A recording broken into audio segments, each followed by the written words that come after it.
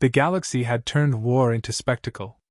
Every year, the Galactic Concord War Games broadcast to trillions, an orchestra of precision warfare, glittering mechs, and flawless formations paraded before a watching universe.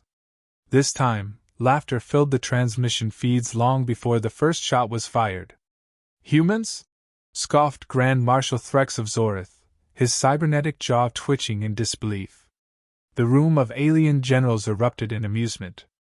Holographic screens showed 12 human soldiers stepping from an old drop shuttle, carrying no plasma rifles or exosuits, just compact packs, matte black blades, and camouflage netting. Primitive bipeds playing soldier. A reptilian strategist sneered. This will be over before the second sunrise. Threx smirked, his voice a cold vibration. Let the primitives sweat in their mud. The galaxy enjoys a good comedy before the slaughter. The audience roared approval. Commentators praised the entertainment value of Earth's arrogance. On distant planets, crowds placed bets on how long the humans would last. No one bet beyond a day. But on Varela 9, the laughter didn't reach the ground. The air there was thick, alive with spores, fog, and a smell like wet iron. The jungle pulsed as if breathing through its vines. Captain Mason Hale crouched in the mud, his face painted in streaks of green and charcoal. Around him, 11 shadows waited, silent and still. The only sound was the distant hum of alien machinery overhead. Eyes open, Hale murmured. This world's listening. The team moved like ghosts through steaming undergrowth. Insects glowed blue along tree trunks as tall as towers. The canopy above shimmered with bioluminescence, casting shifting light that erased shadows. The air shimmered with heat. Hale's boots sank an inch into moss with every step. He tapped the side of his helmet, switching to local sensors. No uplink, no AI assist, no orbital view. The squad operated cut off from everything. That was the point. He studied the jungle's rhythm. The birdsong stopped for exactly 8 seconds every few minutes. The insects droned in clusters, reacting to sound vibrations. This was a living system, chaotic yet patterned. Perfect. Captain, whispered Sergeant Lynx over the throat mic. Recon drone at 2 o'clock, altitude 30 meters. Hale glanced up. A glint of silver between branches, small, spherical, scanning. Let it see us, he said quietly. Sir? They want a show, Hale replied. Let's give them one. The squad didn't hide. They stood still, eyes unblinking, looking straight at the drone. Their faces, half in shadow, half covered in mud, reflected in its lens. The drone hovered closer, recording. Then it zipped away. High above the planet, in the Concord command ship, the feed played to a room of alien officers. Humans standing motionless in the jungle. No mechs. No sensors. No formation. Just quiet defiance. Laughter echoed again. They think stillness is strategy, one commander barked. Threx leaned back in his chair. Send the footage to the public channels. Let them see Earth's finest hunters, frozen like frightened prey. He was still smiling when the drone's feed abruptly cut. A burst of static. Then a final frame, the drone's camera staring upward from the mud, its lens cracked, wires hanging loose. Etched into its metal casing, 2 words burned deep with a combat knife. Observe this. Silence fell in the command hall. Threx's yellow eyes narrowed. How long between transmission loss and recovery? 3.2 seconds, sir. He frowned. 3 seconds to detect, intercept, disable, and carve a message? Impossible. Perhaps luck, another general suggested. Threx didn't reply. He stared at the broken image and saw, for the first time, something other than comedy. In the jungle, Hale crouched by the drone's remains, wiping his blade clean on a leaf. That got their attention, he said. Corporal Vega grinned faintly. Think they'll come for us? Oh, definitely, Hale answered. That's the idea. He drew a rough map in the dirt, marking ridges, river bends, and cave systems they'd scanned during descent. Each line was deliberate, hand-drawn, not digital. Our mission isn't to win, he said. It's to remind them they don't understand war. They understand technology. We understand survival. Sergeant Lynx nodded. You think they'll underestimate us that badly? They already have. Above them, thunder rumbled, low, heavy, endless. The rain began within seconds, soaking everything in sheets of sound. Hale's voice stayed calm. This planet breathes in patterns. Learn them. The jungle isn't against us, it's watching. Treat it like an ally. The team dispersed, setting silent traps, planting motion lures, digging in where alien scanners would never look. Their movements were methodical, soundless. An hour later, through the haze, an alien scout team descended, tall, armored, glowing with sensor lights. They scanned the area, detected nothing, and moved on. None of them noticed the tiny mud-spattered motion beacons beneath their feet, or the infrared markers high in the canopy. From a ridge, Hale whispered into his comm, "Mark their trail." Within minutes, data streamed into his local pad. Not from satellites, from insects tagged with micro-trackers released earlier. They followed the aliens naturally, drawn to the warmth of their armor. Lynx observed. They'll think the jungle's turning on them. That's the goal, Hale said. We're not the threat. The planet is. Meanwhile, in orbit, Threx ordered wider reconnaissance. The galaxy's entertainment channels had begun asking questions. Where are the human casualty feeds? Why are there no confirmed visuals? Is the broadcast being censored? Threx brushed the concerns aside. Patience. They'll die soon enough. No creature born of dirt can challenge machines. Yet as he spoke, faint static crept into every data stream. Planetary sensors flickered.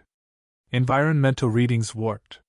One technician whispered, Sir, the atmospheric interference is increasing, exponentially. Explain it. We can't. It's organic. Threx's metallic fingers tightened. On the surface, Hale's squad had already vanished beneath the green sea of vines. Night fell, fast and thick. The jungle glowed in patches of blue and violet. Mist drifted like smoke, distorting depth and shape. Movement northeast, Vega murmured. Hold.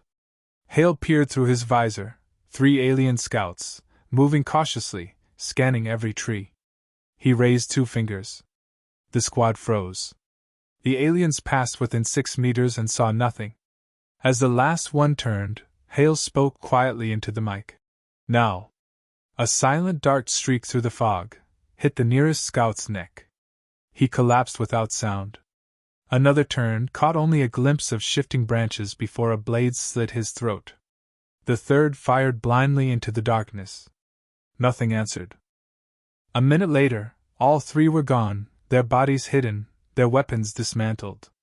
Hale checked the timer. 41 seconds. Acceptable. He motioned to move out, but paused. The jungle had gone completely silent. Even the rain stopped. He whispered, It's listening again. Lynx frowned. You really think it notices us? Hale's eyes scanned the endless dark. If it doesn't now, it will soon. We're disturbing its rhythm. That means we're part of it. Lightning flashed across the valley, revealing distant alien landing lights descending through clouds. Thousands of troops. The real battle would start tomorrow. Hale sheathed his knife, face unreadable. They think we're prey. He turned toward the shadows where his squad waited, eyes gleaming through rain. Let's show them what predators look like. The storm swallowed his words, and the jungle closed around them, breathing, waiting, alive. The jungle woke with the sound of thunder, not from the sky, but from engines. Columns of alien dropships tore through the clouds, spilling armored troops and metallic drones into the canopy. The air vibrated under the weight of plasma rotors. Whole trees split apart as the Zorth battalions deployed with surgical precision, their sensors glowing crimson in the dark. From his position in the mud, Captain Hale watched through a cracked visor. Around him, the squad crouched low, half buried beneath leaves. Their bodies blended into the terrain. Even their breathing followed the rhythm of the rain. 3 divisions, murmured Sergeant Lynx. They're flooding the whole sector. Hale nodded. Perfect. More targets to confuse. Alien formations advanced in tight clusters, each unit scanning the jungle floor for motion. Their system reported no life forms. It was technically correct. Hale's soldiers had coated themselves in a film of algae and thermal damp mud that masked body heat and movement. To the enemy, they were part of the planet. From orbit, Grand Marshal Threx watched the feed with disdain. So predictable, he said. Primitive camouflage. Deploy the hounds. On the ground, insectal drones with 8 metallic legs unfolded from pods and began sweeping the area, clicking and hissing as they sniffed for heat. Here we go, Hale whispered. The team moved silently, each gesture prearranged.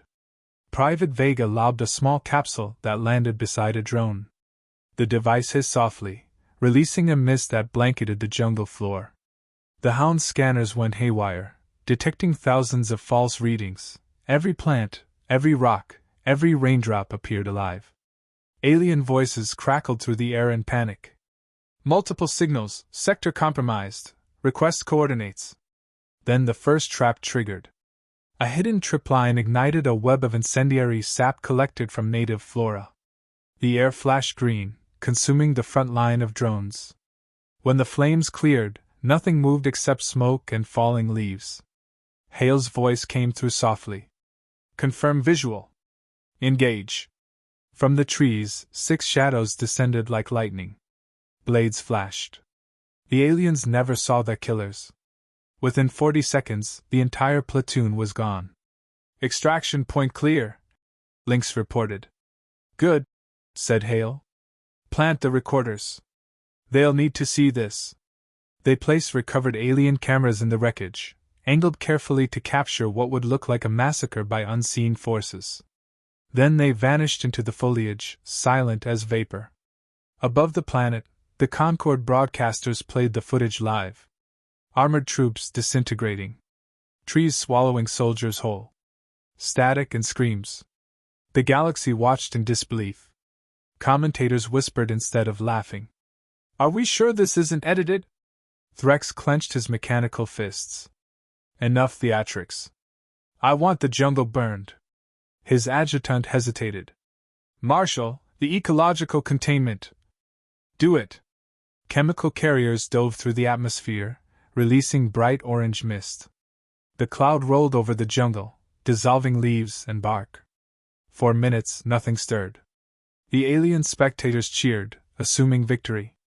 Then the forest started to grow back. Vines thickened, twisting with unnatural speed. The soil pulsed, roots stretching upward like serpents. The mutation spread faster than the fire. Within an hour, the jungle became unrecognizable, a green labyrinth alive with movement. Down below, Hale stood beneath a glowing tree trunk the size of a shuttle. They just made it angrier, he said. Vega stared in disbelief. How is this possible? The mist reacted with the spores, Hale explained. They weaponized it for us. Everywhere, plant tendrils glistened with sap. He touched one with a gloved hand. The vine curled gently around his wrist as if sensing warmth. He smiled faintly. Told you the planet listens.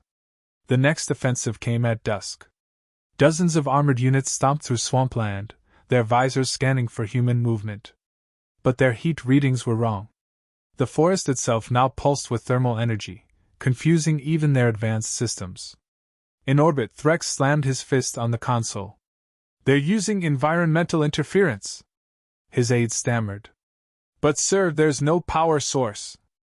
There is, Threx growled. The planet itself. Find their relay. But there was none. Hale had no relay, only cunning. In the wet darkness, the humans moved like wraiths. They'd learned to time their attacks with thunderclaps, masking sound.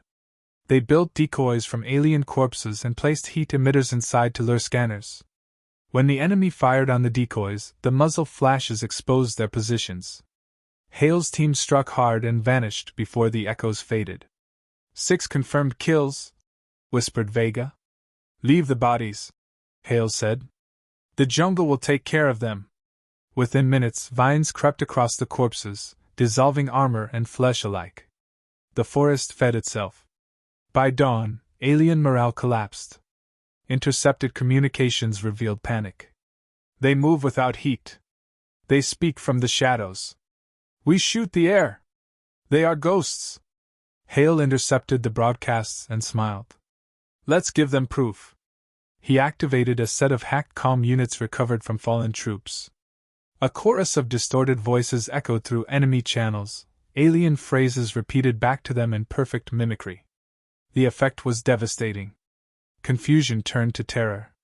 Units fired at their own ranks, convinced they were infiltrated. Lynx watched the chaos through binoculars. They're unraveling. Hale exhaled slowly. Fear is faster than any bullet. They left the valley burning.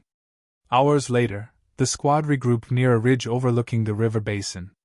One of their own, Boomer, lay wounded, armor shattered, shoulder bleeding badly. Pressure bandage won't hold, Vega said. Then cauterize, Hale replied. Boomer gritted his teeth as the plasma torch hissed. He didn't scream. When it was done, he met Hale's eyes.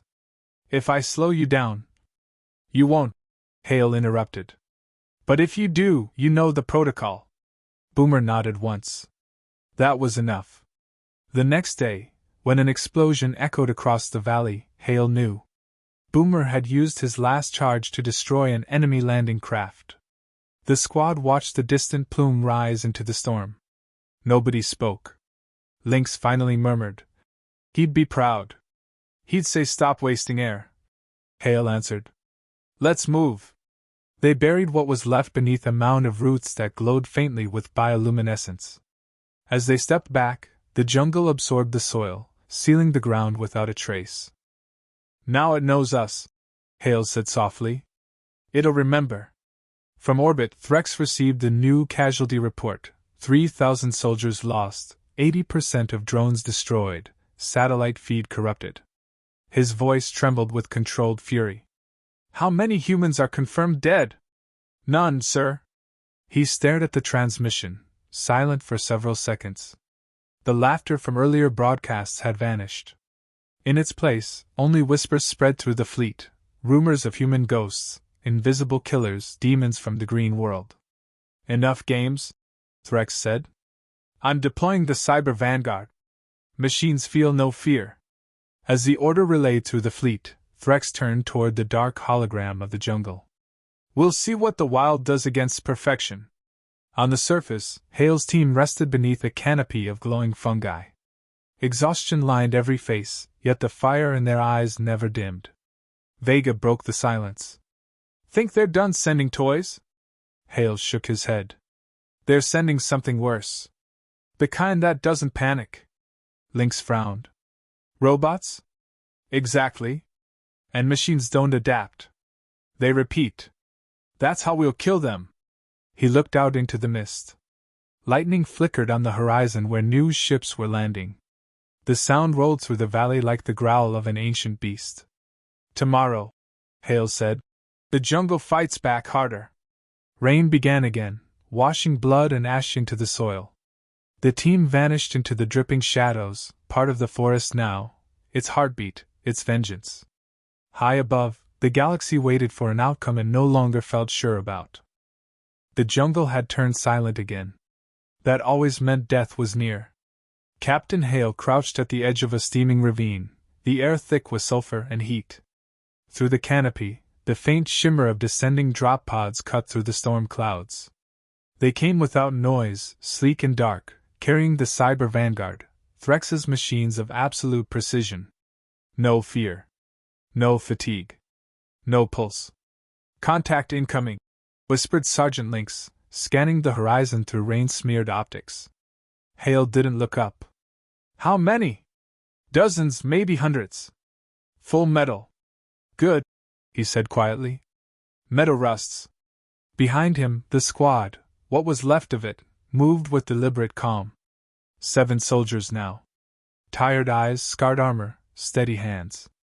They'd been awake for 36 hours straight. The jungle's rhythm had become their heartbeat. Every drip, every gust of wind carried meaning. The first machines landed hard enough to shake the ground. They unfolded from their pods like predators rising from hibernation, silver frames covered in wet mist, eyes glowing cold blue. The earth steamed beneath their feet. Scanners picking up trace heat ahead, one machine said through static comms. Its voice was human-like but hollow. Hale smiled. Then they're seeing what I want them to. He tapped his wrist pad. Across the valley, false heat signatures, tiny pods powered by geothermal vents, flared alive. The vanguard turned as one and marched straight toward the decoys. Phase 1. Hale ordered. The squad slipped away, ghosts among vines. As the machines reached the valley floor, charges hidden in the mud detonated with thunderous force. Jets of boiling water and molten earth erupted upward, swallowing the front line. The vanguard's armor glowed red, sensors crackling under thermal overload. The survivors adapted instantly, reforming their lines. Hale expected that. Machines learned, but only inside their code. They couldn't improvise. Phase 2, he said. Private Vega triggered the next sequence. The ridge itself shuddered as bioluminescent vines, seeded days earlier with conductive filaments, lit up in green arcs of lightning. Static flooded the air. Sparks jumped from tree to tree, wrapping the remaining vanguard in web-like voltage. The jungle screamed with energy. Feedback loop holding, Lynx reported. But it's draining fast. Doesn't need to last, Hale said. Just long enough for them to believe we're everywhere. From orbit, Grand Marshal Threx watched the static-filled screens in disbelief. Every camera feed from his units dissolved into noise and heat distortion. Why can't I see them? He roared. Surface interference, unreadable signatures, an aide stammered. Find them. Sir, the jungle's reflecting signals. It's acting like a living antenna. Threx froze, his cybernetic eyes narrowing. Then I'll burn it myself. He rose from his command seat and pointed to his adjutant. Ready my armor. Below, the humans regrouped at a collapsed ridge, using the brief lull to reload and breathe. Rain hammered down. Vanguard's regrouping north, Lynx said. They'll push through again, Vega muttered. Machines don't break. Everything breaks, Hale replied. He crouched beside a glowing pool of bioluminescent water, tracing lines into the mud. They're coming through this valley next. We'll funnel them into the geothermal vents. Once they're knee-deep in steam, we blow the caps. Lynx nodded. That'll bury them. Maybe, Hale said. Or maybe it just makes the jungle angrier. Either way, they won't be standing. The team prepared in silence. Each soldier moved with practiced rhythm, their bodies a part of the environment now. No hesitation. No panic. Captain, Vega said quietly. You ever think about what comes after this? After? When we're done proving the point. Hale looked out into the fog. Then we go home. If there's a galaxy left to welcome us. When the next wave arrived, the jungle itself seemed to pulse. The vanguard advanced in perfect synchronization, their boots crushing roots and bones alike. Lightning flickered overhead, revealing human shadows moving in the mist. The trap sprung.